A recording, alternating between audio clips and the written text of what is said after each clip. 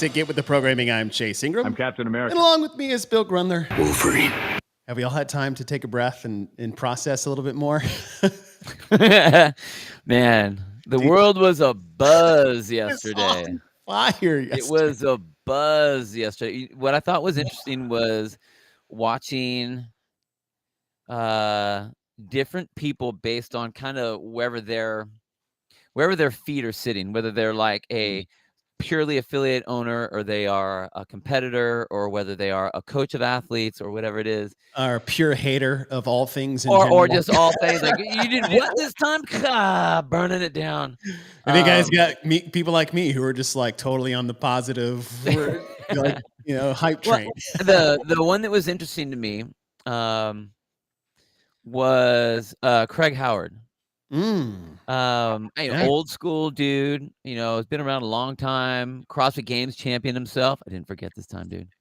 His wife is in the mix nowadays competing, and the attitude that he took, which is it's very, if you are an athlete or a coach, the attitude that you need to take is, I don't give a shit what you change it to, because that's what we're on. If you made the line this way, or if you made the races this far, or it's up this hill or whatever, it's like, I don't care. Tell me what the rule is, and then let's go. Because like, what's the point as an athlete? Well, it's dumb that they did it this way, and it's stupid that they did it that way. And the coach, it's like, it's dumb that they did it that way or this way, because that's not your job to think that way. It's your job to go, okay, what do I need to do to get either myself or my athlete in? And you go from there. So it was interesting seeing a very old school guy. I mean, he's been around as long as I've been around. Feel that way and take that stance. I thought it was interesting. That's a really great point. I mean, competing, it doesn't matter. It doesn't matter. Doesn't matter. We got a long laundry list of things to get to today, but this is a great starting point, because if anybody knows Craig, super OG, CrossFit Diablo, been around forever. Your neck of the woods in California. I say neck of the woods if California's really small, but it's not. It's a neck of the woods. It's okay. Neck of the woods, right? But Craig he was like the California rep until he decided to actually take a stand, and then the powers that be were in charge of HQ at the time, which not the same people now. Right. We're like, well, you don't get that position now because you're speaking out against like COVID regulations and shutdowns, which good for Craig. Yeah, totally. You were right. Totally. You were right. So this guy is super OG, hardcore CrossFit to his core, and is not afraid to speak his mind if he likes something that comes out from CrossFit or doesn't like something. And I would say, and then I'm saying like it's on the negative side, but like he'll be pretty boisterous about his opinion on things in CrossFit. This 100%. Yeah. Is, I would say, a little bit different on some of the tones that his has come out with. Of, like you said, everyone just chill out. Well, it's like, for some, there's a reason to complain. For others, I would say like there's not even to complain, not reason to complain. Well, okay, yeah. That's, I mean, again, if you're an athlete or a coach, it doesn't matter. As an affiliate owner, the only thing that you need to worry about is, okay, if this is the thing, then how am I going to maneuver my gym around that? Whether that's, when I was on the show, on Sevon's show with JR, talking about the time that's going to be involved now. What do I need to do to get my people fired up? How do I, what do I need to do? And that's, I think, where anytime you have a teacher that has their lesson plan that they've done for a handful of years, that they now have to change that lesson plan, it's like, fuck, I got to start all over again. I have to try to reinvent all the stokedness and the fire and the passion, and it takes the energy to do that. So, like, I get it. I understand all of the angles, and as much frustration as I was showing yesterday. When it gets down to it, when you boil it down, if I'm an athlete, that doesn't matter. It doesn't matter if it's fair or not fair. It doesn't matter if they're taking 40 or they're taking 3. Yeah. I just have to figure out how I need to get into whatever that number is. And that's it. Yes. And a lot of there's still some things that we don't know. Right. Which will have a massive impact on how this gets executed and run around the world with affiliates, whether they're in the gym or in the garage, centering at everything that you just talked about. And those are going to be a lot of the talking points that we're going to work our way through when we look at specifically this 25% to quarterfinals change, because surface level, people have their opinions. We put in the title as like always, if CrossFit does something different with their season structure, with qualifying spots or registrations, like money grab, right? That gets tossed around so much. And we'll talk about that, what it really means, how it could be viewed as that for specific reasons. Like we said, we're going to talk about the system itself, the changes from last year to this year, the relevance. And we did this a little bit yesterday, how it was like the 5-week open in 2011 to 2018. We'll talk about the impact it has potentially on affiliates, because we still don't know exactly what the impact could be. We have a decent idea, but that'll come down to things like programming, floor plans, times, dates, right? Because it could be really bad.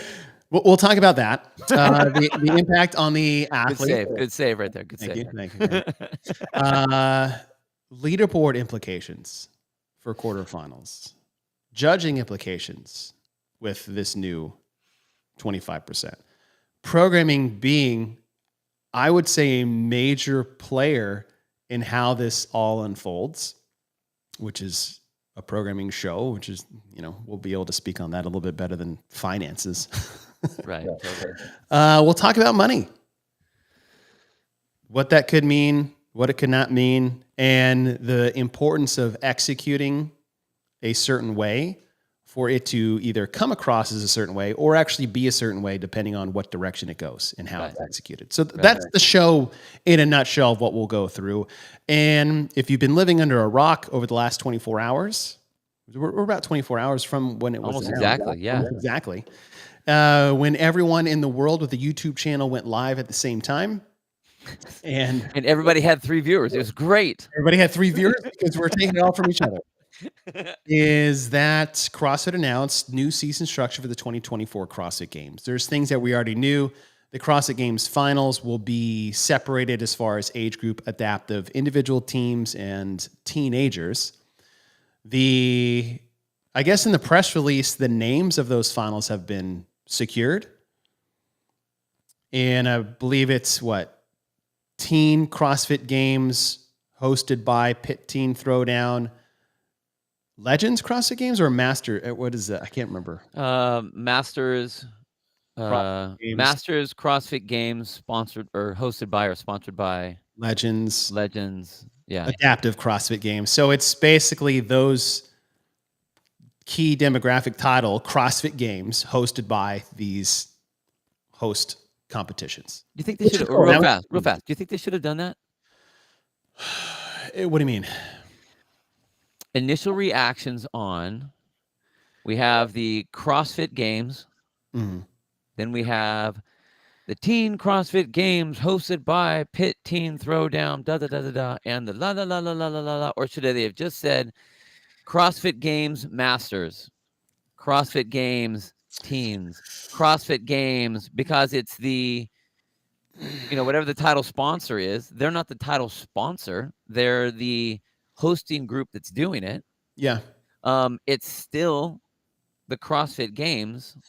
And I think that it would, personally, if you take that title off of that, or if you try to make it that's not the title, CrossFit, the CrossFit champion, the CrossFit Games champion, Masters or age group, whatever. If you start removing that, then I think you lose the feel of what it's supposed to be. Not trying to take anything away from Legends, not trying to take anything away from Pit Town or Pit Team, but I think that adding the hosted by portion. Yeah, like all of that stuff. Like I think everybody knows. Yes. And if they're the hosting group that they put all of their information on their threads, on their social media feeds, CrossFit, when they post it up, it's CrossFit and Pit Teen Throwdown, CrossFit and Legends, and they're posting stuff about the athletes and about the this and about the that to show that that team. Get it. Yeah. But I think if you remove it Mhm. and change the name of it or adjust the name of it, then all of a sudden it sounds like they're not the CrossFit Games champs anymore. I want to know Jason Grubbs is the CrossFit Games champion, 4-time Masters champion. Mhm. Should still be able to say that, not the CrossFit Games champion hosted by the Okay. you know what I Yeah, mean? I see it. I don't think those titles will be in like the mainstay, what it's called. I think just for that announcement, it's part of that. And if it's written on paper, it could be part of that. But like, say, social media, teen CrossFit Games champion should be what it's called. I hope that's the case.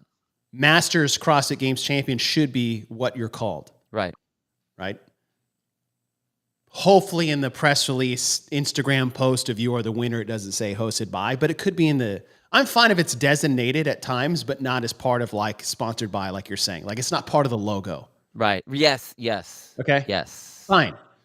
That's But what I'm talking also about. in the camp is like you win the CrossFit Games as a Masters, you are a Masters CrossFit Games champion. Oh yeah, totally. You're not the You're the CrossFit CrossFit Games. Games champion of the Masters division.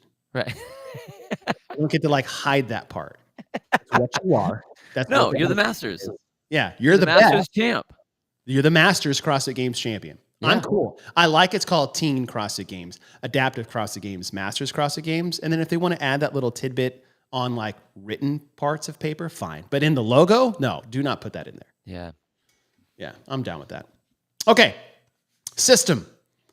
We'll talk old systems, perhaps, because this is part of the conversation. We did this a little bit yesterday in new system. Old system, Opens, Regionals, CrossFit Games. 5 weeks, barring some differences in the first year. 5 weeks of the Open, 1 workout a week. 5 weeks added together, qualified people directly from the Open to Regionals, which is now our current semifinals. From there, they went to the CrossFit Games. That's what it was for 8 years. New system, we'll take out the sanctional shit. Good. New system was Open 3 weeks, quarterfinals 3 weekends separated of team, individual, and masters, age groups, whatever. Okay. 3 separate weeks of quarterfinals. The new system, and then top 10% of indie and age groups went to quarterfinals. Top 25% of teams went to their quarterfinals. So now you have 3 weekends of the Open, 3 weeks of quarterfinals. That's 6. Last year, same thing, except they split teams and age groups in the same week block. It was like Wednesday to Saturday were the team, and then Saturday to Monday or something were the age groupers. So it was 2 weekends long, but it's like a week of stuff.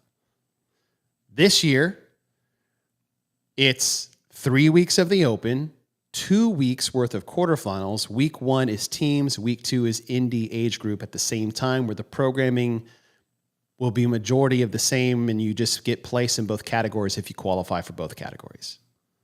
3 weeks, 2 weeks, 5. So we have less time as far as like weeks of competing, from 6 to 5. But now we're taking 25% across the board of teams, individuals, and age group athletes to the quarterfinals.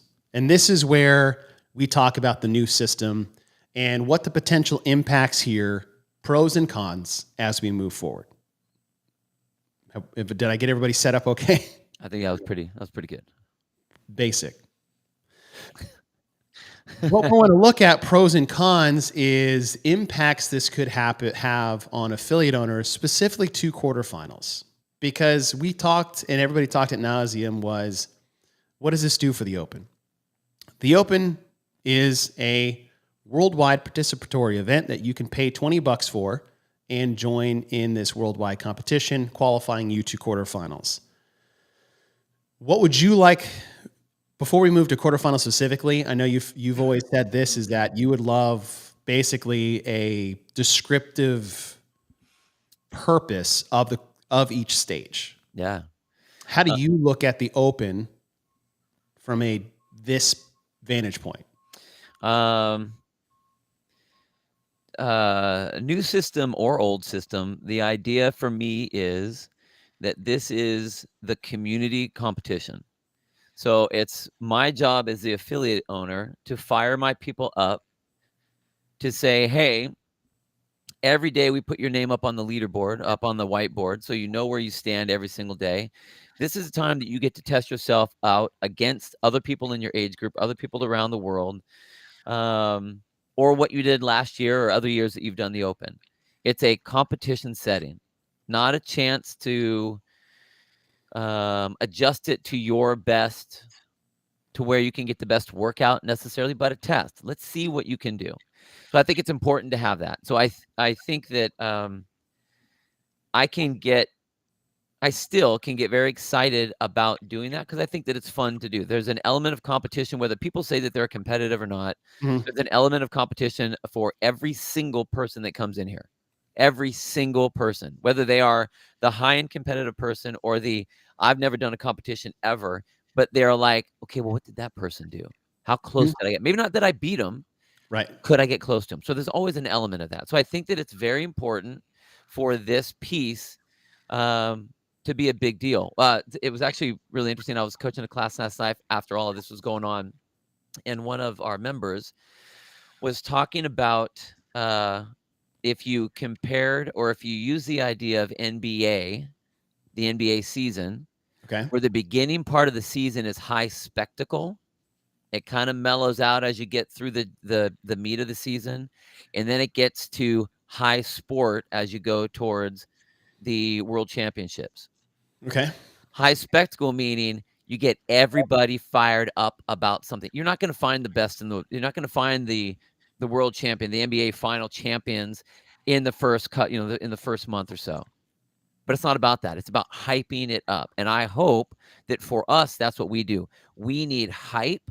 We need excitement. We need fun. We need fireworks. We need fun programming, good programming, Mhm. exciting stuff where it pushes people's limits so that everyone gets a feel of that competition. And the more that is set up that way, the better that will be. As far as an affiliate owner, I mean, I have to do what I need to do to get people fired up. There's already kind of FUD that's floating around, and even maybe my own personal opinions about how this thing is. But when I'm trying to disseminate that out to my people, I need fireworks. Okay. So that's what I'm trying to do. My initial is like, okay, how do I get everyone fired up? As Yep. far as the 3 weeks, I think that that's relatively easy to do. I know that 5 weeks was very long for an affiliate owner because you got to keep everyone running for 5 weeks. And Yep. I also was And competing while I engaged. was doing that, and maintaining that energy is hard. Yeah, it was tough. It is hard. So like I get it. But I also don't do that. Like I know JR was really discussing about that and trying to think like, shit, how the hell are we going to do this? But he Mhm. also is running the Crash Crucible. He's running his other events that has Yeah. going on. Crash So that takes a crescendo. lot of energy. So like I get it. I get it. But for me, like I don't run. Occasionally I'll run competitions. I haven't run one in a while. So it's like, okay, my whole thing is let's get everybody fired up. I want the fireworks. Yep. And that's where I want CrossFit's help to Okay. make it fucking exciting. Not watered down, not count. That's why I was bummed about the 25%. Fair. Fair. Um, Fireworks and excitement can be done without CrossFit Games movements, equipments, and You don't need a pig in there. Yeah, you don't need to flip the pig. Right. I just want to put that like for those that don't, they're like, oh well, if it's to taught 25%, it's watered down, then the program is going to suck. And where the fireworks, like you can get a firework level workout or event. Would you consider the CrossFit Open 2015, 2016 fireworks? Think about what those were. What was the first one? Well, it's not an event necessarily, but when you think about those, like when I think about it, I think they're doing it in an affiliate. They got Dave. They have all the people yelling and screaming. We Oh, have yeah. all the stuff Yeah. that's being hyped up. It comes up. The event comes up. We have the cryptic handwriting on the board. We have the dropping of the watch. The watch is going to save you. All of those things. All of that stuff. To me, that's fireworks. That's Yeah. hyping it up. And Okay. even the generally, I'm not talking the burpees and the burpee pull-ups and the shuttle runs. Generally, those have been fun. I mean, the workouts were fun. They were hard. They're also very basic. Very basic. I mean, granted, there were some that had like, ring muscle ups in there, and I get that. Eventually, And I think gated workouts are great because Yeah. then especially at that level, because then you have all levels are being able to compete at their level. So I mean, if you do it right, it can still be amazing. But like when I think of fireworks, I think that way. It has to be, if it is okay, athlete, go ahead and read the workout. The workout's I'm so over athletes and Dude. random people reading the events. If it's that, then that's So dud over. fireworks. No fireworks. Yeah. Let me pretend to be Dave Castro. Like, only Dave Castro should do Dave Castro shit because it's annoying, but it's also awesome. And if you That's what try to made do it it, awesome. then you're just annoying. Right? Well, between like him and like, Rory, I mean, you think about the heyday of it. Yeah. Rory doing his big thing is in front of the crowd. And I mean, I think that's important for CrossFit. If they want everyone to feel that, they have to show that. And I hope that they can. Yeah. All right. So let's move to impact on affiliates, potential there. The biggest thing we talked about earlier is number of weeks you would have to prepare and execute the old open, which was 5 weeks long. Right.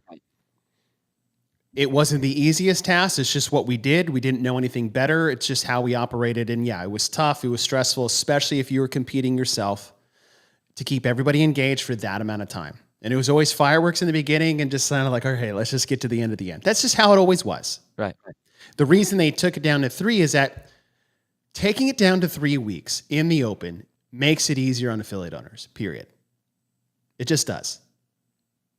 5 weeks, 3 weeks, it makes it easier. Now, how you execute those things to keep it engaging, fun, exciting, fireworks, as you said, is another thing. Right. That's on CrossFit. Can they do that? Absolutely. Should they do that? Absolutely. It's the open. It's freaking awesome.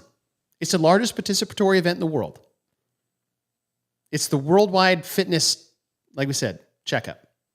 I mean, dude, that moniker alone should have CrossFit throwing everything that they can into that. It should just, I mean, it is the advertisement for what we do. It's your annual fitness checkup. We've been saying that for years. It should be a slogan. That's it. Yeah. Your annual fitness checkup, your annual fitness check-in. Especially if the appearance of it not mattering as much, then it's like you got to double down on the other side. I mean, like throwing challenges out to actors and high-level sports people and Olympians and firefighters and service people and doctors and nurses, everybody. Like it's got to be like, we're challenging you. Come on, you Orange Theory people. Come on, you Red Hypothesis, M67, F45. You bar method people. I mean, everyone. All you power yoga. Like, come out and try it. Come show what you can do. Right. It has to be that. That's how you now make it important. If you're not going to make it important for the athletes, you need to make it important for the CrossFitters, which is the general population. Okay. That is what I'd like to sit on for at least a couple minutes here, is that the open, yes, the old open used to matter more for the top athletes because it was a qualifier to semifinals. That is gone. Let's just get off that for a second and focus back on community. The open really is now a worldwide community event. It doesn't matter what the top athletes are doing. The open doesn't matter for them, but to say it doesn't matter for 95%, well, let's say 75%, whatever. You know what I'm saying? It's like the open matters differently now, right? It's not the top end qualifier to get people to the semifinals. That's just not what it is anymore. And we said this yesterday is I think now we're shifting our eyes towards quarterfinals. And let's just look at that as like that's here to stay. That's the new pressure cooker open that we all loved from 2011 to 2018. And the more we hang on to the open name nomenclature and perception of what it used to be, the more frustrated I think people are going to get. When you say that, do you feel that if the quarterfinals is the new open or the version of the old open of the past, Mm-hmm. then what is that? That's why I talk about, okay, then you need to have a definition or a mission statement of each one, because it's like, okay, then what is the open? This first one that we're doing, what is it? Why is it important? What are we trying to do with this particular thing? Yeah. And that's why I think that the current open, Right. if you talk CrossFit, the umbrella of CrossFit, and you have the fitness methodology on one side of this line, and here's the line, and then over here you have the sport of fitness. Mm-hmm. We do the exact same movements. The training is different by intensity, not by type. The open is community. Yep. This is the methodology of fitness, the fitness program. Keep going. Once you get across that line, now we are into sport. Now we're in a sport. Right. We're qualifying for the sport. That's the open now. Right. We're qualifying for the sport. We're not qualifying for semifinals. We're qualifying to play the sport. It's like tryouts to get on your local high school sports team. Everybody can play. We only take a few people. And guess what? Half the people we're taking are going to sit the bench the whole year anyways. Is the open the fun run? Yes. Of it's the fun run of the open half marathon in your local community. That is. Shit, are we watering it down? Fuck. That's because we're watering your previous love of what the open used to be. If you look at it like that, yes, we're watering it down, but at the same time, we're just moving it up. That's how I see it. So yes, it's a community event. The turkey trot of fitness. Sure, yeah, fine. But guess what? Thousands of people sign up for that shit every year, and they like their turkey trots. They have fun. And that's fine. If the open is a community event, the fun run of fitness fun run, whatever you want to say, but it still does not take away of it being your annual fitness check-in and your annual fitness checkup. It does not change that. It's still there. And this would demand a lot of that talk from HQ, dude. I'm telling you. You are 100% correct. I hope that's what they're doing, but that at the same time, I'll pick up that flag. Yeah. I am. We are.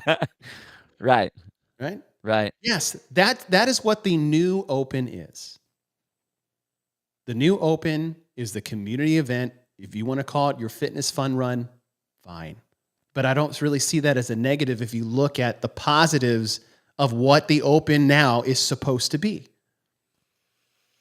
It's not to qualify to the elite to semifinals or regionals. It's not that. That's gone. It's gone. It's there in a different capacity. That's another race. It's a different race. Right. All right. So open your fitness fun run. Actually, that's fucking great. Great. I love it. Your fitness fun run to get to the quarterfinals, and now the sport begins. Okay. The quarterfinals, when you look at top 25% moving on, it was the top 10% last year. I heard you and Brian and JR talking about, let's just call it half of those 10. I know you guys are like 50%, 3%, 5%. Like, say half of the people of the top 10% participated last year. Right. If that happens again, right, with 25%, you are 3 times that?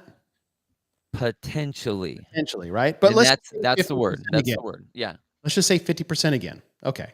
Now, of those qualifying people, it's significant. Impact on affiliates is we'll have more people doing, not the teams. The team doesn't change. It's only individuals and age groups that change volume. You'll have more people doing quarterfinals, which would be a 5-day long window to do somewhere around, let's just say 5 events. Last year, it was 4 days to do 5 events. Depending on your affiliate size, equipment, availability with space and timing, the quarterfinals puts a different strain on the gym. Depending on when you get the workouts, maybe you can program them for the class. Hey, Friday, Saturday will be these workouts. Sunday, we'll have open gym. Monday, this will be the other workout. So at least you can maybe spread those around. But it does overall, instead of one workout on a Thursday, Friday night with some extras on a Saturday, I would say the quarterfinals could put a bigger strain, even if it's just a couple people, on the gym. 100%, dude. And It's a the week open long. did. Yeah, Now, absolutely. if you have a gym, making the top 25% obviously is much easier than the top 10%.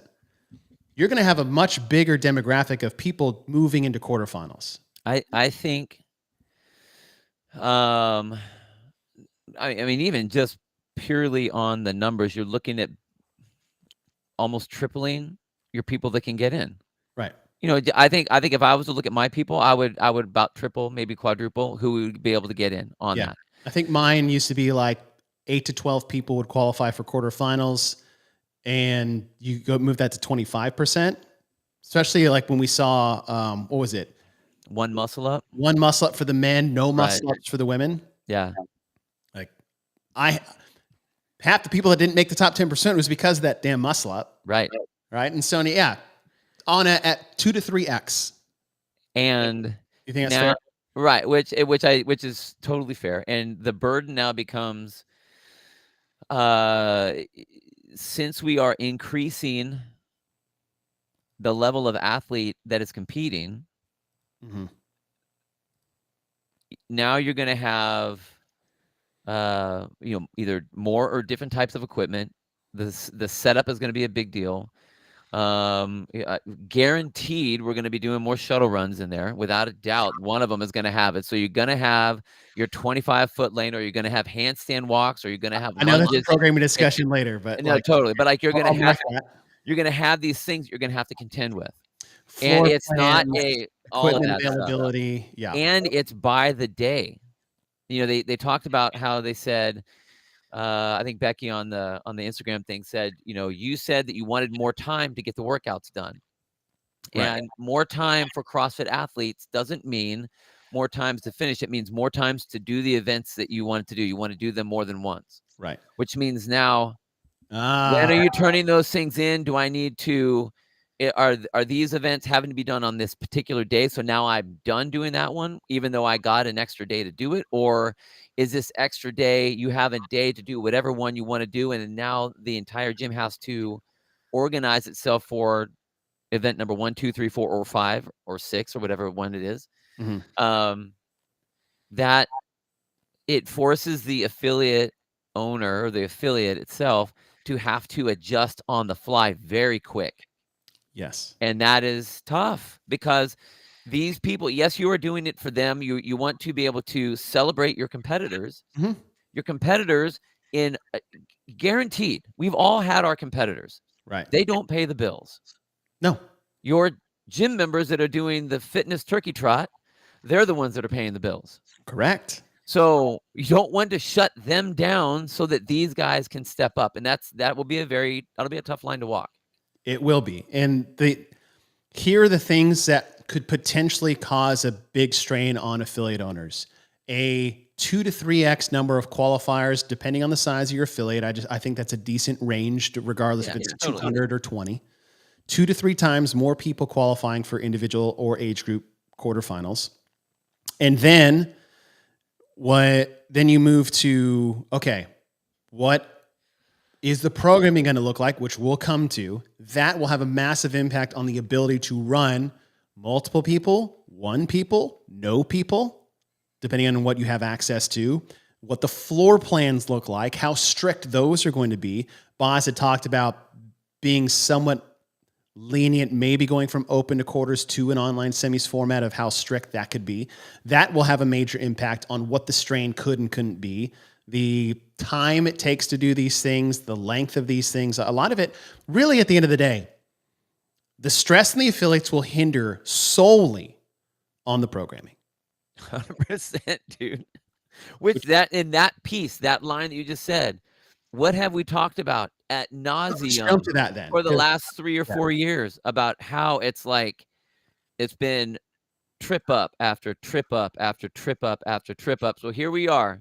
I mean, dude, my arms are tired. I've been waving this CrossFit flag a long time.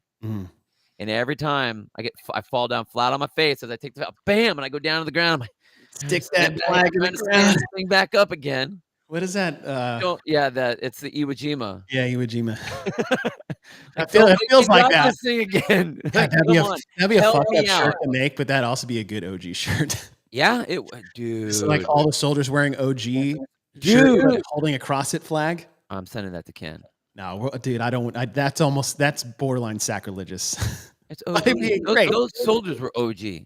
It's true. Anyway, okay, so let's switch to programming. But that's the thing. It's like I'm hoping, like we need the affiliate owners need CrossFit HQ to not just step it up on the programming, but they got to nail it, especially on this first one. Yeah, nail it. Not even about like nail the balanced fitness test right now. It's like just don't screw over 80% of your affiliates that have 15 to 3,000 square feet on an L turn that there are no 25-foot lengths or 15-foot ceilings in the gym. Yeah. All right, so let's talk programming, because programming, I think we can loop back on leaderboard impact, athlete impact, judging impact, right? Yeah. When we look at quarter programming, last year's programming was, I mean, we've all said that. Freaking even Don Fall said it in an interview with Talking Fitness. It was way too hard and way too complicated for a quarterfinals test with the top 10% making it there.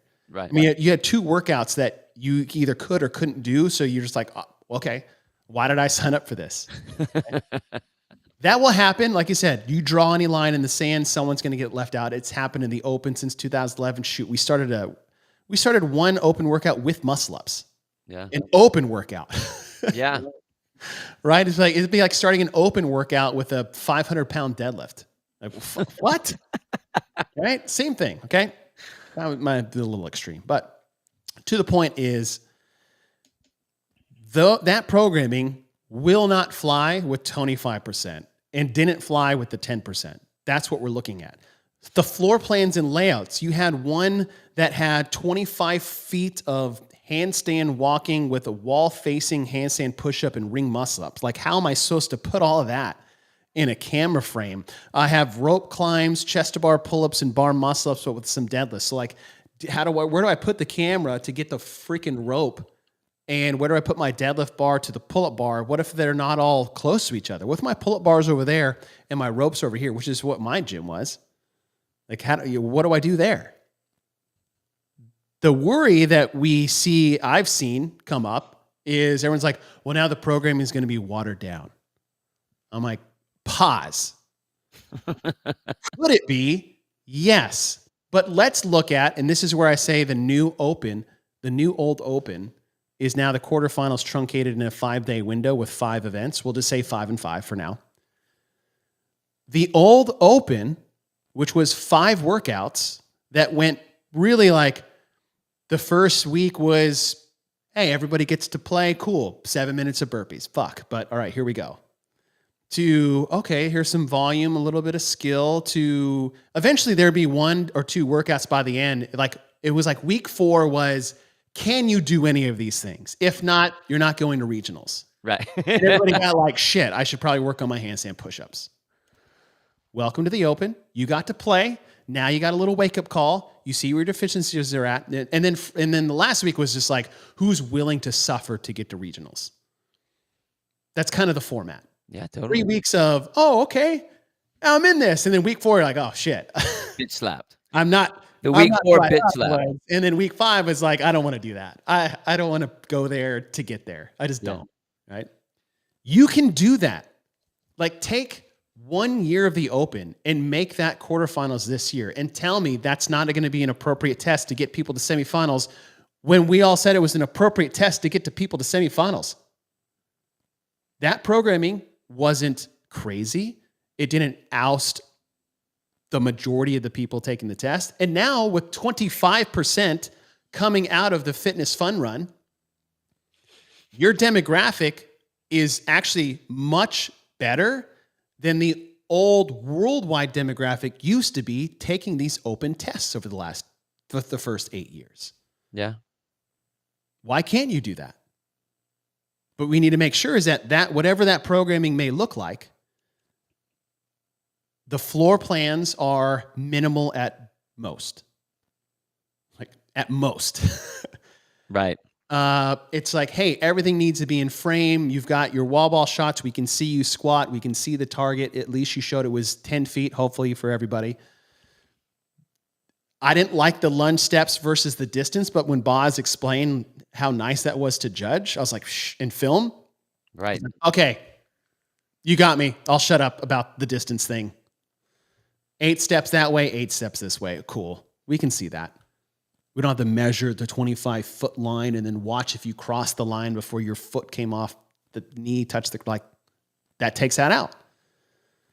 Maybe we don't do rope climbs in quarterfinals anymore or GHD sit-ups. We never did them in the open. No one cared. We still had a great test of fitness in the open, which is all like the thing we're clinging to, test of fitness, balance test of fitness, proving. We did that. We did that for 8 straight years. There are a lot of things, a lot of movements that we can do, or actually a lot of movements that we don't need to do on the online qualifier for these large groups of people. Exactly. And save that for the live competition. Like if you're talking pistols, nope. Rope climbing, nope. Kettlebell swings, nope. I mean, lightweight, high volume air squats, thrusters, ring dips. Like you don't need to do those. Not that they aren't good movements. They're great movements. I love those movements. When I'm working out, fantastic. But what you're trying to do is you're trying to set up the entire the foresight that CrossFit's really going to have to take on this is there are a lot of boxes to be checked. Not, oh, balance test, good, done. We did what we need to do. It's like balance test, exciting test, able to work in all the affiliates, not going to be something that we can't judge right away because even and Brian mentioned it, I didn't even think about this, but the turnaround time for the judging of all of those, it's going to be coming up. Like you got judging and leaderboard after. Oh, dude, like you have to be able to pick movements that are going to be easy to judge, so you don't need to take. I mean, it's so hard to judge those videos. Space Wolves. Oh, I haven't heard that. That's going to be tough. And so again, another box to check. So there is a laundry list, but it's not that it's not doable. Right. It's just like, hey. Look at the fucking list. Right. But here, what I'm quelling is this like doomsday attitude. It's not going to happen. That was a good word, by the way. Quelling. Oh, thank you. I didn't even know I knew that word. Did I use it correctly? I don't know. It sounded cool. Sounded great. Yeah. Yes. But what we're trying to say is like, we're positivity first until it's not is we've done this before. We did it for 8 straight years for 5 weeks. We can take 5 tests that was based for the whole world. 400,000 people taking this test. We executed this. We can do this with 100. Top 25% that got, I would say, vetted. Yeah. Into this. Yeah. And you don't need, as you said, rope climbs, GHD sit-ups, shuttle runs, pistols, wall-facing handstand push-ups, ring. Like you don't need that in quarterfinals to get people to semifinals because you never needed it from 2011 to 2018. Or if for some reason you felt the need to go some higher skilled things in the fitness open, then then you could do those gateway type workworkouts. Yeah. Where it starts off with pull-ups and then it goes to chest bar, then it goes to bar muscle up. If you feel the need to do those things so that everyone can play, but then everyone can see where, because one of the coolest things I thought, and I always use this line when I was talking to our people, was it's the one time when you, person over there that's 57 years old or you're 50 years old or whatever, never really competed with anyone, but you're on the exact same leaderboard as the best in the world. Yep. You all had to do the same work, maybe not the 55 because that's where things change, like to a 35-pound dumbbell. Mm-hmm. But everyone under there has that same workout where now you get to sit on that. And maybe you only got through the first part. Yeah. And then, because I still think it's important, jumping back to that real quick, is I think one of the firework things is you want opportunities for those people to get their first whatever. Right. The double under, the chest to bar, the toes to bar, the ring muscle up, the whatever. Yeah. You just don't start those in the beginning, but I think that would help with that. So they can do those things there. And then you actually start looking at fitness competition as you get into the quarterfinals. Yeah. Yeah. Wex's comment. Do we want people at semifinals that can't do movements again? I can't handle another full 0 score test. We fucking had that last year, and it was the most ridiculous programming filter ever to get to regionals or semifinals. Yeah, remember, I think we said that they should have flipped them. That's just the part of the quarterfinal and the. Did we say that they should have had that flipped? Yeah, The semis and the quarterfinals have quarterfinals. been great regionals training program. Right. Yeah. No, like that's not a reason not to do something per se, but no, but then again, it's like it gets back to the programming. You need to have your full team that is understanding where they're going from the beginning to the end, so that they can properly vet. And this goes also back to the mission statement. What sort of athlete are we trying to do? What is the bare minimum that these athletes should be able to do? Yeah. Because if they can't do a movement, how did they get there? I mean, there might be some outlandish thing or whatever because of an injury or whatever, but like generally speaking. Yeah.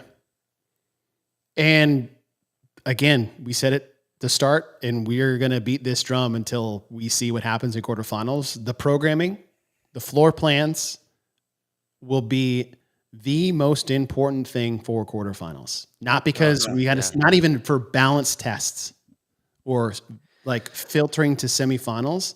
It's to appropriately challenge, test, and filter semifinals athletes through those that wish to be and those that are just 25% coming in. And at all the age groups. For all that exact same, which is, again, that even kicks it in another gear where the programming needs to be so well done because you have multiple age groups that are doing it. Yeah. It's not just the open. Yeah. That's going to be so rough. Could be. Hoping not. But those are the reality. Like we're just having a real conversation. What are the pitfalls? Yeah. That's one of them. That's the one. Because if it's GHD sit-ups, shuttle runs, and rope climbs. Go fuck yourself. Or GHD sit-ups, rope climbs, and pistols, which was an event.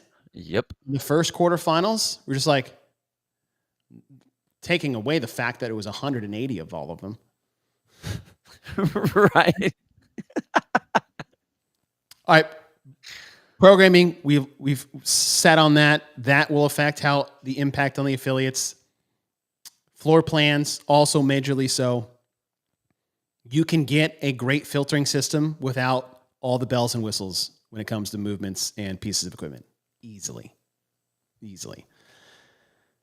The next thing is looking at, and Brian actually made a great point, was the impact it will have on the leaderboard, judging, and how to basically filter all of these videos and score submissions with now potentially 2 to 3 times the number of people competing this year in quarterfinals. And if we just go on track record alone, it's not been great. It's had its major challenges. This is the one where we look at the athlete impact. Because when you're now only taking 40 men and women to semifinals, especially in the bigger ones, North America, where it was 60, Europe, where it was 60, now it's 40, where games athletes from last year wouldn't have made these semifinals, let alone have the impact that they had at the CrossFit Games. Now we're talking about a very serious cut line to get to semifinals, where the programming plays into a factor here. Can you easily judge this? Can you easily watch this, submit this score?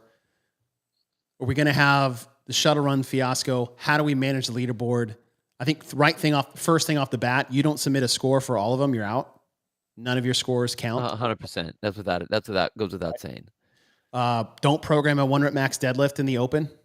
as its own event, that will totally skew an entire leaderboard for 40 people. Well, I think I think a lot of them a 1 rep max thruster, a 1 rep Wonder max, max anything, 1 rep max anything. right? We've said that for at least I have. Yeah. There's my hill I'll die on. But that is my one level of concern that I don't really have any concept or idea on, other than I hope they're ready. Yeah, dude, I Now, there's a way to hedge against this.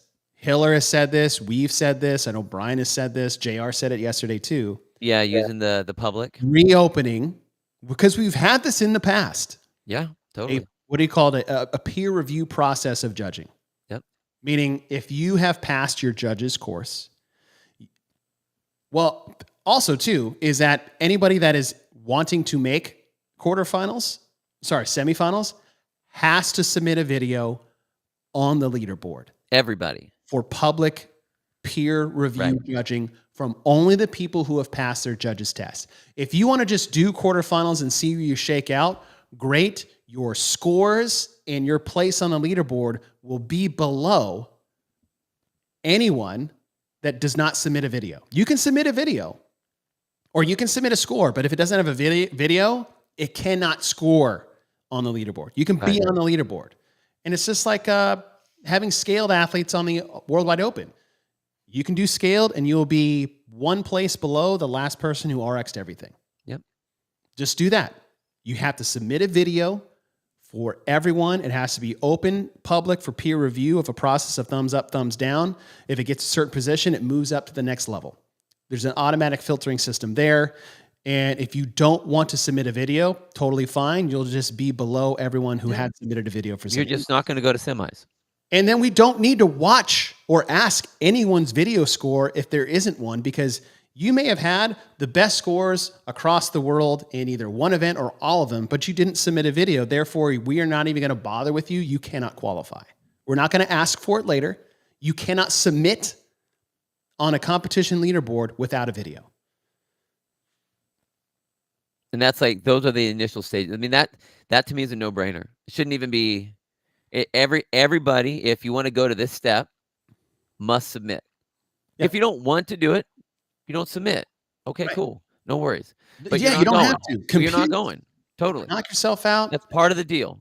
Right. Part of the deal. I love the idea, and dude, I've been talking about that one for years. Yeah. For years, of saying like, make the videos public so that everyone can see and everyone can vote.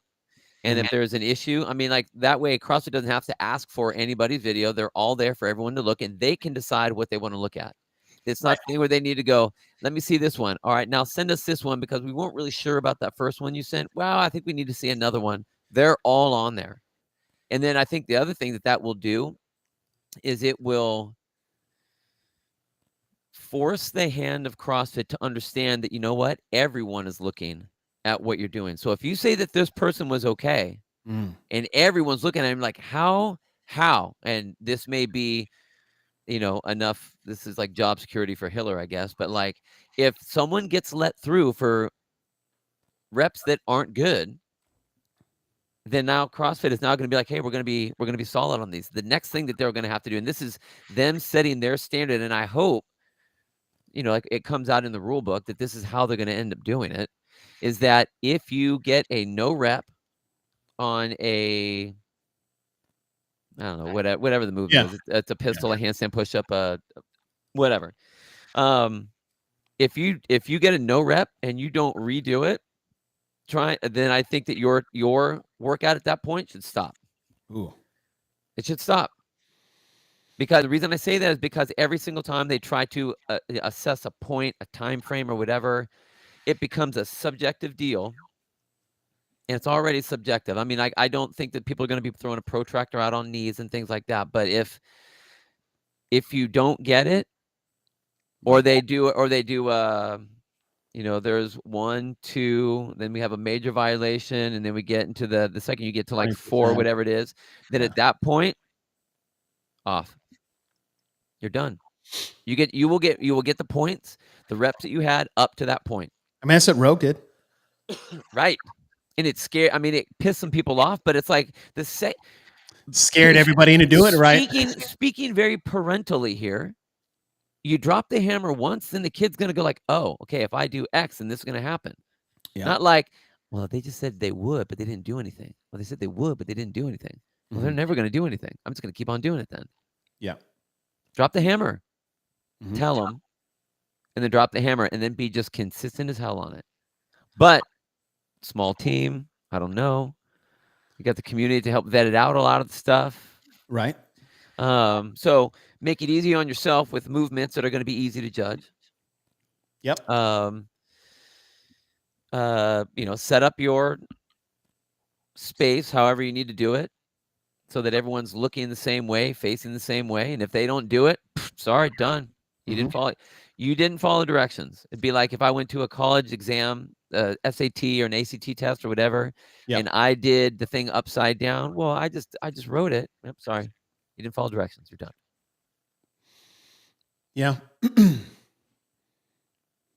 mean, right? Oh, yes. For the majority of that is a yes for me.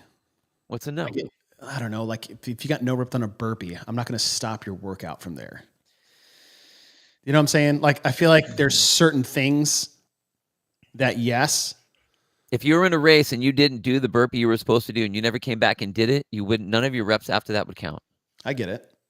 It's the same thing. I know. It's harsh, dude. I get it. So that, I mean, if you were smart, if an athlete was smart, here's what they would do. If the rep was 15 burpees, you would just do a 16th one just in case. Yeah. Well, and this is another, what if of the 60 double unders I was doing, I did 59, right? Or I missed twice and my judge was one off. Like, does my workout get canceled because the clusters we had to do afterwards was actually the whole workout and that one didn't make or break? That's tricky. Follow the rules. Oh, yeah. Follow the rules. Oh, that's tough. You're supposed to do 60. So do 60. I agree. The video review, as Andrew was saying, is like must get more strict and tough. Must. Yeah. And I mean, and look, I'm taking a very hard edge on it because I've seen way too many times where the takes second, all the bullshit out. I mean, it's like what I get it, and that's what Rogue did. Rogue did that. Yeah, Rogue did it, and it was hard. There were athletes that maybe could have done some amazing things there that didn't get to do anything because of whatever the reason. But it's. You can't just go, oh, my coach will set up for me and I'll just do it. Like if you want to go, it's the same thing as like you put whatever supplement in your mouth. If you are an athlete, you know exactly what is going in your mouth. Not like, well, I didn't know. Someone told me to do this. That's the excuse everybody gives. 2-year ban. That's the excuse everyone gives. But give me a fucking break. You know what you're putting in your mouth. Yeah. You know if you're cutting it short. And if you don't, then you're supposed to have a judge right there counting. Watch your videos back. You have an extra day now. Right? Yeah. To do that workout. That's a good point. All right. Okay, so that falls into judging. Back to the programming is make sure you program things that are judge visual video friendly, affiliate friendly. You can create magical, horrible tests of fitness and not need all the bells and whistles. Yep. Right? You don't need double crossovers in quarterfinals to prove someone's ability to move on to the next level. Okay, that impact on the leaderboard, cleaning up the leaderboard, taking all 0 scores out, only taking video submissions, like that's it. Like I feel like that will help manage the volume coming in because if we have another rope climb shuttle run situation again, dude, like people are going to get left out, especially in North America and Europe. People are going to get left out of semifinals that have made the games. And we don't want it to be because we couldn't view, judge, and assign penalties to all the people who were, and this is a product of people also just doing shady shit. Fake scores and bullshit judging and bro reps, right? Like that's making it worse and harder for CrossFit. It's not their fault people are doing it, but we have to find ways to hedge against that easier Dude, than watching 15,000 videos. You know how I am, man. Like I'll always look to see, and I think part of this is when you program events or workouts or competitions, you It's actually a great idea. it's a fucking great idea. Let's just start a video review process. He can watch athletes' videos before they submit them. Yes. I mean, yeah, that'd be great. Killer. But like I'm always thinking like, okay, what is someone going to do? And so like this is a joke that I'm the loophole guy. And the fact of the matter is every athlete is going to try to find the shortest line from point A to point B. Fair. Just to be fat. Doesn't mean that they're intentionally, I mean, there are some, we've seen them, that full-blown 100% intentionally are trying to cheat. Right. There are others that aren't trying to be a blatant cheater, but they are they know that they're walking the line so much that they're hanging on the other side. They know they are. And they go until they're told not to. Mm-hmm. It's really easy. And that makes that line very stern. So, I mean, if you want to qualify for semifinals, you should be taking every measure possible to make sure that everything counts. Yeah. And the programming shouldn't be designed in such a way where it would take 20 minutes to set up your video. Yep. Weighing your plates and all that other stuff. Like, okay. Okay, so that's leaderboard. That's judging, peer review, open leaderboard, video submission, filter out people before they even start placing their scores. I feel like that would help offset the massive influx of submissions on the leaderboard. Yeah. Right. Okay.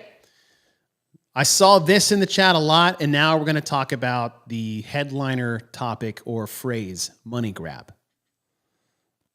That was thrown around. I mean, that gets thrown out anytime something changes. Oh, you got to pay for 3 days of semifinals? We used to go for free. It's a money grab. I'm like, it's fucking business, guys. What are you talking about? Yeah. So let's talk about that. Before we hit on money grab, I've seen this a lot. We should have professional judges, a bigger team, more coverage on semifinals, more of that, more of this. All these things people want. Every single thing, one of those costs money. So how are you going to pay for all that? Is it just going to be for the open? Or can you create a new system that can allow CrossFit to make more money to help support these types of things of our wants and needs? Prize purses, judging, bigger team to vet the leaderboard. And with this 25% increase to quarterfinals does allow CrossFit to potentially make more money than they did last year. I mean, I can't remember the number that we had last year, but it was like hundreds of thousands. Yeah. And I was listening to Brian doing the math the other day, and it's like, say it's 50% again, like you have the potential to make like a couple million. Yeah. Great. All of these things you want CrossFit to do better: coverage, paying the athletes, professionalizing the judges. Wouldn't you want them to implement a system that could help pay for all of these things? That's not a money grab. A money grab would be, we're going to open it up to 25%. And then we're going to do the same shit programming we did last year to cancel out 99.95 of you guys who can't even start workout one. And then we're going to keep the leaderboard as a dumpster fire. We're going to have people qualify for semifinals because you couldn't watch everybody's videos, but we still made $2 million anyways. That's a money grab. There's a difference. There's a difference in doing a business decision to help pay for new things to improve upon the brand, the experience, whatever it is you guys want that costs money to do, and doing something that could help fund or pay for something like that, versus doing this 25% decision, changing nothing, right? Executing nothing, improving on nothing and then just collecting the cash. That's a money grab. So the way you answer that, I'm going to put Patrick's thing up here. We aren't seeing the money reinvested into the games, i.e. the broadcast. Okay. What does that mean? So if money is being increased, and this is about the Masters coverage of the whichever. This is a good point in the fact of this right here.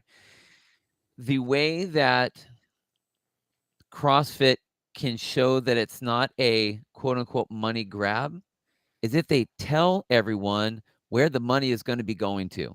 If you're saying, hey, we're going to be increasing the amount of money that we're taking in on this, and this is going to cost this much, you're going to have to pay. Yeah. Don't worry, things will get better. Nobody knows what the hell that means. If they're saying, hey, you know what, we're going to, the open last year was $20. This year, the open's going to be $40. With that extra $20 that we have coming in, we have a projected amount of whatever, say what the money is, and we're planning on taking that amount of money and it going to paying for this, for these, for those.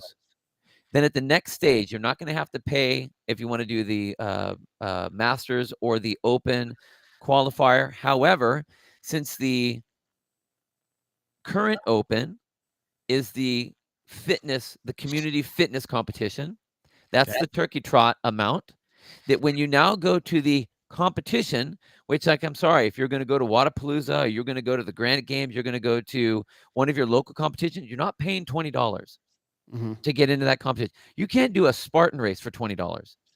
So if you go to any of those races, and those are just participatory events, you're going to pay whatever the amount of money is. It's going to be X amount of dollars, $100, whatever the amount is.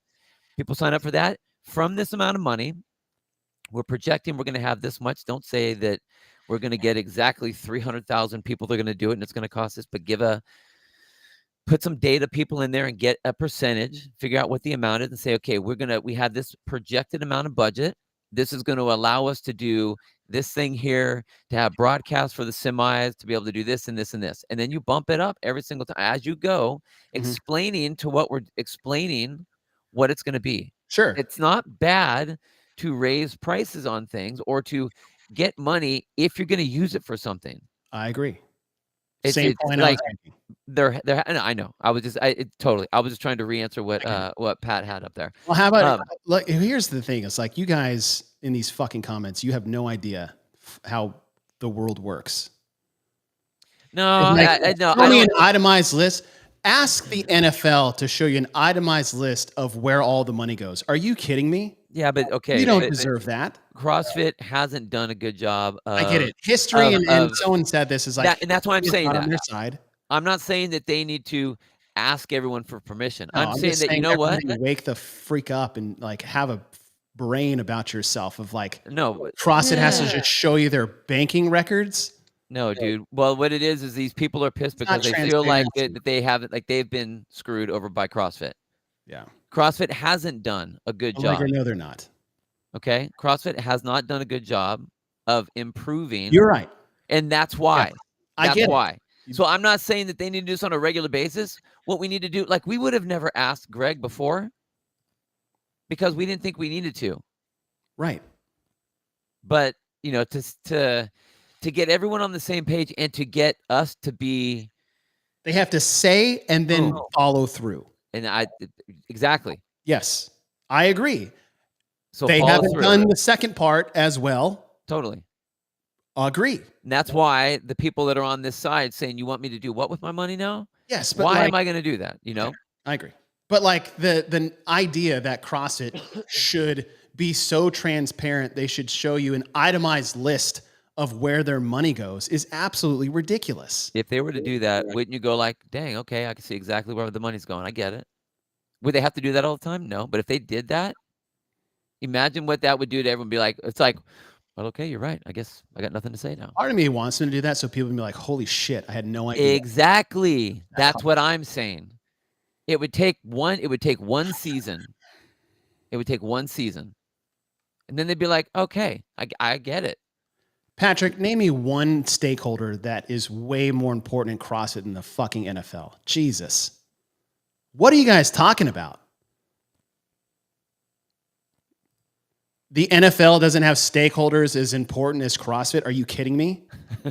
What are you talking? It's a multi-billion-dollar industry. You don't think any stakeholder, one in the NFL, could cover whatever the cost was for the freaking CrossFit season? Tell me that stakeholder matters less? No. Jesus. Patrick, you have gone off the deep end the last 2 days. Affiliate owners. Oh, okay. It's the wrong thing. That's what the Open's for. And that's what part of quarterfinals for. But like, don't just throw affiliate owners as like this bend the knee too, like the games has to do. What in football has the same thing? It's a different thing, completely different. It's different. Jesus. This is the problem.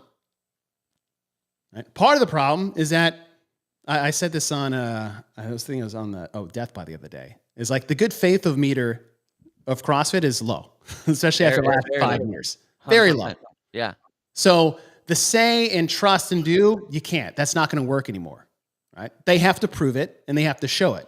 But they don't have to just sit there and just bend the knee to everyone's opinion, which is totally off base with this whole show us your financial rap sheet. It's ridiculous. It is ridiculous to a point, though. I think that for people that have been hanging out over here, waving the flag for all this time and just felt like they've been kicked by, dropped on. Does anyone in the comments think they have been in depth of this any more than you or I have? I'm not saying that. Well, I'm not saying that. Well, dude, I'm waiting for him to show it. I'm like, so am I. I don't know if dude, honestly, I don't know. This is like when you have a girlfriend and you break them, like, well, they'll be different. You get back together. Same shit happens. And it's like, oh, they'll be better. And they're not. Believe me, I've been through those relationships. Don't like to be in those relationships. I'm wanting it not to be like that.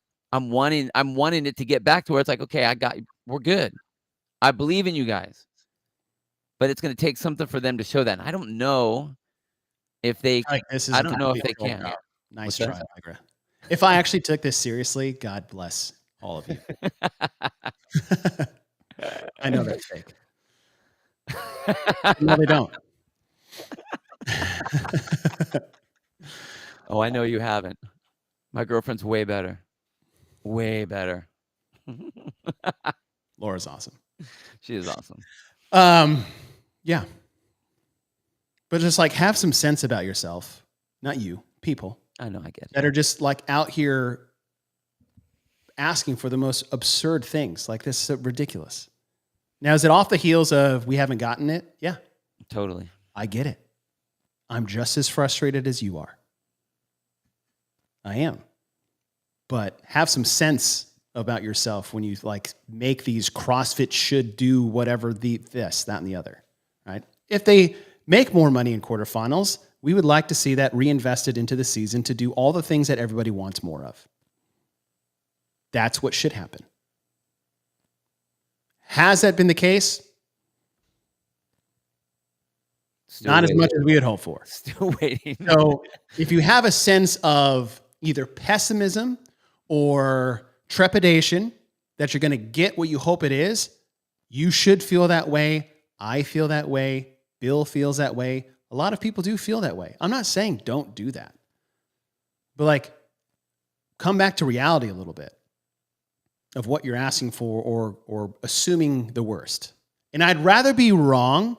Like, I'd rather go on this whole tirade and someone clips this is like, look how wrong Chase was. He says Cross is going to do everything and he didn't. I'd rather be wrong hoping it would get better than just sit here and shit on it 24/7. Like, see, I was right. I'm like, yeah, you were right. You've been saying it for a decade. Finally, you were correct. Well, I'm sorry if that's the way I want to be wrong.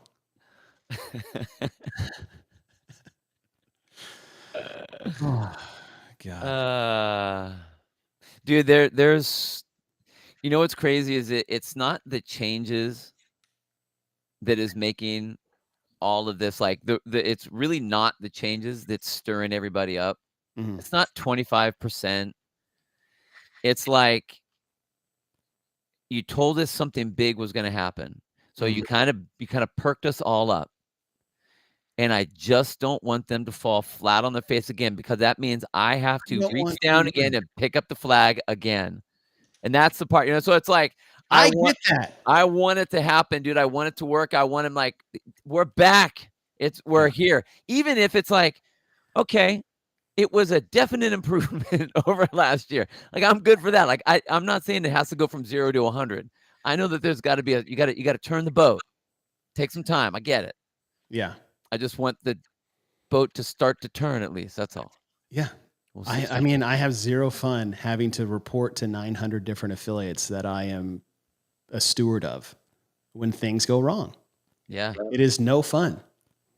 And then to try to balance that with, like, I don't know, being a employee of CrossFit. Yeah. That's a hard line to walk sometimes, especially if it's something I don't agree with. That's okay. That's why I'm here. Yeah. There you go.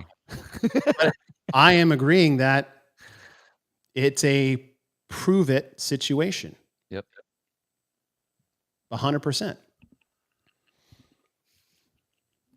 So could it be this 25% endeavor be a money grab? Yeah, if it all goes to shit and nothing gets better. Could it also be a great decision to help facilitate more things that we want? Yes. Money grab or an investment in the sport that we love so much. Yeah.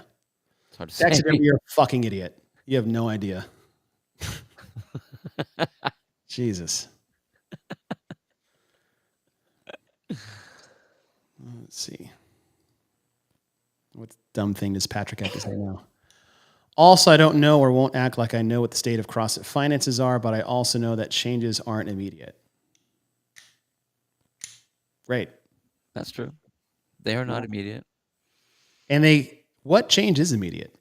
Tell me someone that knows a worldwide business that's in charge of hundreds of people and 13,000 affiliates across the world and another 1,000 trainers that you can make an immediate decision and just turn the page of the company. Those times are gone. Greg is not here anymore. It's not that easy to do. It was a lot easier when it was just one person like, hey, we're going that way. We're like, oh, shit. Okay, here we go. Right. It doesn't happen anymore. It can't. It's impossible. What is this? I love how people watch someone's one video and just like think that that's what's going to happen. I fear for y'all that react to like 30-second video clips you see on the internet. Imagine if we took everyone's like words that came out of their mouth as like absolute fact and truth. We'd be all over the place. So to wrap here, what does this all hinge on? On it being great for affiliates, athletes alike to move into the quarterfinals, into the semifinals. Is like, who knew that like programming is really like the foundation of the quarterfinals of how this is going to go? Oddly enough. I love that though. Yeah, it's great, isn't it? It's, job security, if nothing else, right?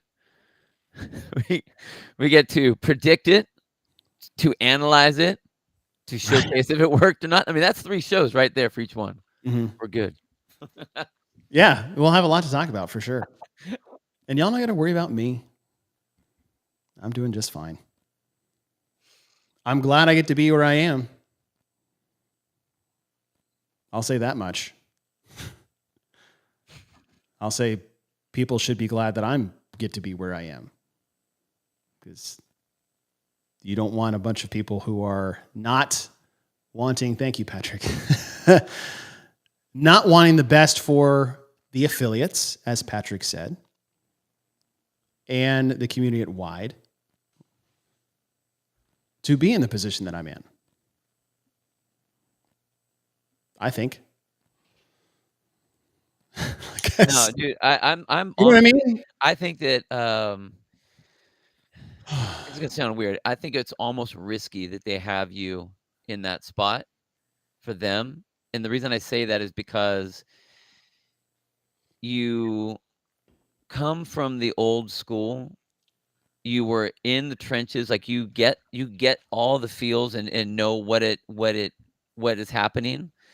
What happens a lot with especially as organizations get bigger is you have people that are making the decisions that forget what it's like to have their feet on the ground, and they do operate in a vacuum, and so they don't really understand the impact of the decisions that they make.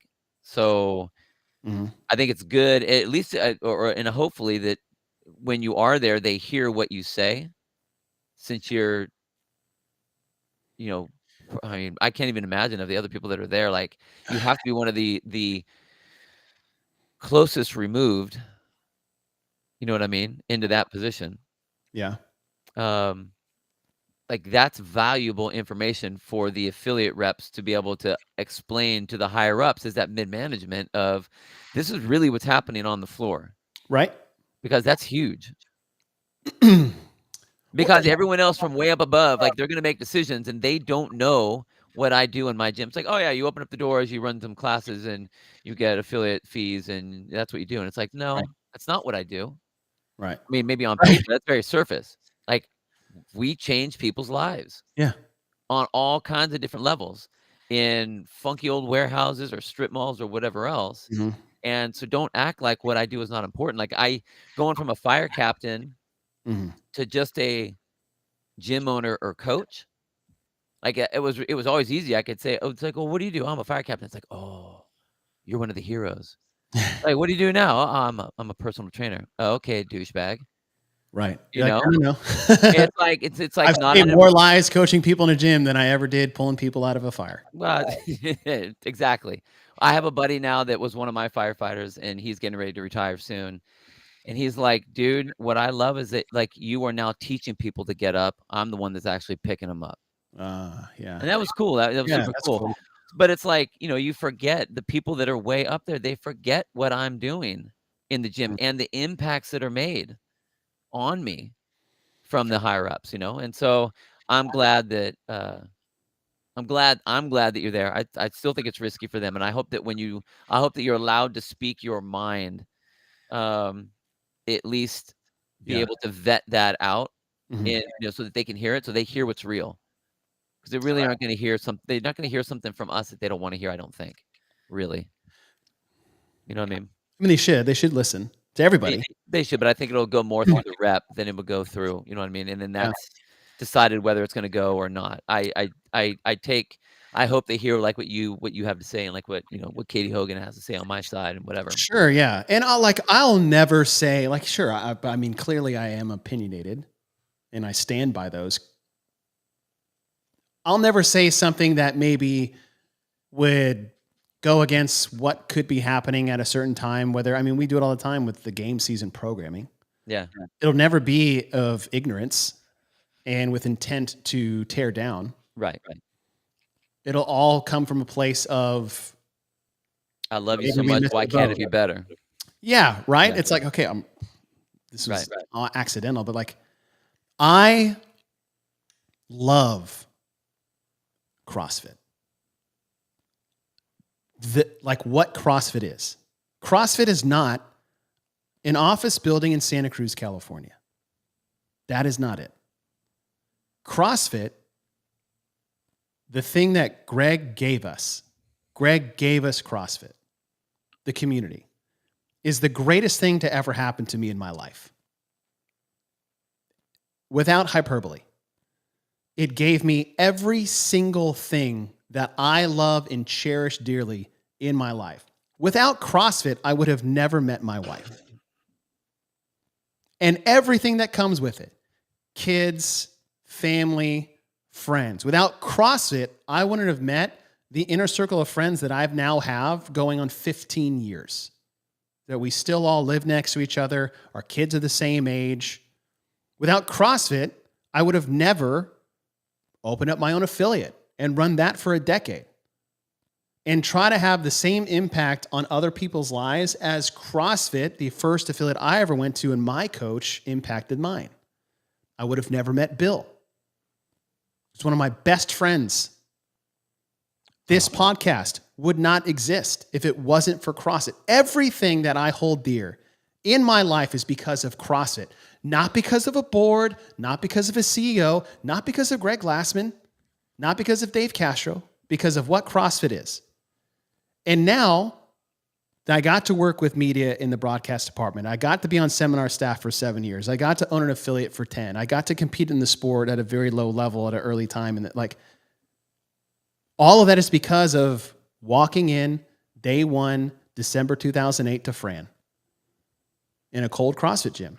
I'm taking all of that to actually be able to work for the company and holding on to all of those same values, morals, optimism against things that push against that. I'll push back. But I will also try everything I can to make sure this does move forward in a direction that we all want it to go. And it can't move forward if everybody's pushing against. And that's where I get upset, because it's not like I don't have the same feelings and opinions of those that are trashing on it at times, but I'm just going to put myself in a position to try to fix whatever that problem may be. And as Bill said, is that maybe one day that would actually get me in trouble. But that's who I am. That's where I come from. So if I get angry at you, it's not because I'm working for CrossFit or I'm saying that because of CrossFit. I'm saying that because that's how I truly feel and believe, because that the only way it's going to get better is if we try to make it better, not rip the fucking thing to the ground. Because guess what? If that's all you want to do, you're going to succeed. And that's where I have the problem. Well, and again, the answers aren't always just, well, do this and it'll all be better. Well, give us more things and it'll be better. Well, make the broadcast on there and everything will be better. I mean, there are a lot of variables and a lot of pieces and a lot of things that either we can't do or even that the higher ups are unable to do. And even if it's like Don Fall, there are a lot of things that, I mean, I think Glassman said it on Sevon's podcast when Sevon asked, do you think Don can get CrossFit back? And he was like, man, he has a tough job because it's not him doing it. He's the headpiece, yeah, but he is not the one that gets to make all the decisions. Right. So it's a tough position for everyone that's involved. And I love that. I'll take the passion that everyone has as it's easy to be angry when you're sitting there, on your couch or in your bed or wherever, as you're just kind of watching the shows or looking at the stuff or whatever, and like you want that initial fix. It's just harder than what it is, and I get pissed off just as much as everybody else. Believe me. Like when I saw the things come up, I'm like, fucking. My first response, fucking dumb, fucking we had to get dumb. it all out before we hit start. So, like, I get it, but as with most things, it's like, okay, let me just sit down for a second. Let me just look. Like, what really is going to be important here? What really are going to be the ramifications? What really do I need to deal with? Or what really can I even affect? Starbucks never tells me that they're going to raise the price on my coffee, and I still go there. Right. I go up there and I like go to pay with the app. I'm like, what? It's $3 what now? Yes. Coffee. What? When did that change? Well, it changed last week. Shit, I've been doing it for a week. I didn't even know. God dang it. So business is business. We all understand that. We all want to know that like CrossFit is taking care of us because we all love it so much. Even the people that hate it, they were all here at one time, and it's kind of like when they've been dumped by a girlfriend or dumped by a boyfriend or whatever. So there's that. I get it. It sucks. Yeah. We've been there. So we were in that relationship. I mean, it's different than getting dumped after 3 years. Try 15. Yeah, totally. Right? Totally. I'm like that person who's in that like just horrible, like toxic relationship, but I just can't let go. Dude, that's what I said. Like, I'm the guy that like, I don't want to, I've done that before. I never want to do that again. Never. So CrossFit, stop making me do that. Asymmetric here says, anybody not like you? Yeah, I know 2 girls from Canada that didn't care for me very much. Oh, that's right. Yeah. Man, There's a lot. They came up fast. Woo. Here's the thing. If everybody loves you, then you are like the fakest human I've ever met on planet Earth. Like if you're not pissing some people off, then you're not being true to yourself. That is true. And yes, I know you guys do a good job of gaslighting me. Fuckers. It's all good. To you, Allegra. You got me today. And Patrick. All right. wrap it up here. First of all, thank you guys for rolling with us. I know we kind of hard rided there, but I feel like it was actually a part of the discussion of, do these changes, Do they matter? do they matter? And yes, they do matter. Yeah. Yes, Janelle. # cancel Chase. That fits well too. 2 C's. You got alliteration. It's a wait and see game. That's all it is. And that's unfortunately, that's all we can do. I'll be on the hopeful side of, hey, here's the thing. There's a way to turn this thing around and make it great. And I think maybe that's where most people get frustrated, is they see it. And like, why can't you see it? Yes, dude. Like, can you just send them this podcast, this particular video? Just say, hey, I'm not going to say anywhere. Just slide it under their door. Just watch this. Seal it. You should read this. Just take a look at it. It's like when the detective shows you like these secret photos he's been taking of like your mistress or something, and it's like, I demand $50 million. And I get it. That's the frustration, because the community sees a lot more than, say, the higher ups may see, especially on the board, because you're on the ground. You're like, your boots on the ground. You guys are in the thick of it. You do see it. And that's where, and I understand the frustration there. I understand the mistrust. I'm going to keep trying. And I say, like, I'm going to do this, is like, that's just where I am as a human, not any other place. Is like, I need CrossFit to stay great, be better, improve, because this is what I want to do for the rest of my life, is be a part of this thing. Not the company, CrossFit. Yeah. Just like what everyone else is, like whatever reason you're mad or hate or happy, like whatever that reason is, it's because clearly you have a passion for CrossFit, and whatever capacity that might be in for you in your life. So we're all on the same page. We just approach it 2 different ways. So I get it. So if I got frustrated with you today, my apologies. We're all coming from the same place, just looking at things differently. Oh, let's see. Oh, hey, they don't represent all Canadian girls. Yeah. That was fun. Good times. I think if I ever go on the Savon podcast, I don't know how much I've ever actually talked about that day in detail. Not to say like I should go on the Savon podcast. Hey, Savon, you should have me on the show. You were on the show. I loved it. That was fun. I love going on a show.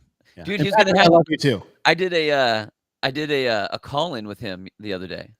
Like, you just called in the show? Yeah, I was watching. He was on there. It was yesterday morning, actually, and I called in. And I was like, oh yeah, I just wanted to see if it worked. He's like, oh, what are you calling in about? I just wanted to see if it worked. And then we just started talking, and it was cool. He said that he was going to try to set up a show with me and him and Glassman on it. I'm like, dude, that'd be sick.